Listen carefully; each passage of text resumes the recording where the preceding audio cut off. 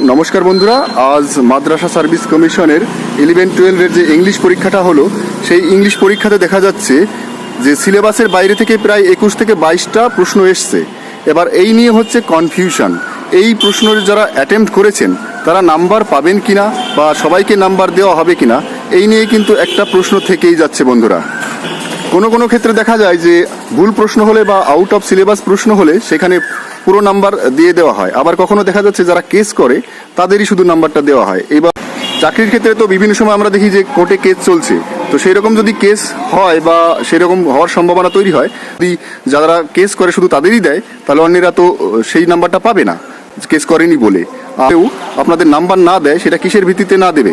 যে আপনি কেসের সঙ্গে যুক্ত নয় বলে, বা যারা কেস করে শুধু তাদের দেবে বলে, নাকি সবাইকে দেবে বলে? যে অ্যাটেম্প্ট করলেই নাম্বার। এবার যদি আপনি কিছু অ্যাটেম্প্ট না করে থাকেন, কয়েকটা প্রশ্ন অ্যাটেম্প্ট না করে থাকেন, তাহলে সেই নাম্বারটা আপনাকে কি দেবে না? আর ভুলভাল সবগুলো আনসার করলে, অ্যাটেম্প্ট করলেই কি নাম্বার যদি হয় তাহলে সবাইকে দেবে? সেটা বিচার্য বিষয়। আপনারা মাথায় রেখে, এগুলো মাথায় রেখে আগামীতে এগোবেন। আমি এবার একটা জিনিস বুঝতে হবে, এই ভুলগুলো কি ইচ্ছে করে নাকি ভুল হয়ে যায়? অনেকেই বলতে পারে এটা না নেওয়া বা ঝুলিয়ে রাখার জন্য ইচ্ছাকৃতভাবে করা হয়, যাতে নিয়োগ তাড়াতাড়ি না করতে হয়, তার জন্য ঝুলিয়ে রাখার জন্য করা হয়, বুঝে শুনেও করা হয়। অনেকে এরকম ভাবতে পারে। আপনি কি ভাবেন? আপনার কমেন্ট করে আপনি জানাবেন। নমস্কার বন্ধুরা।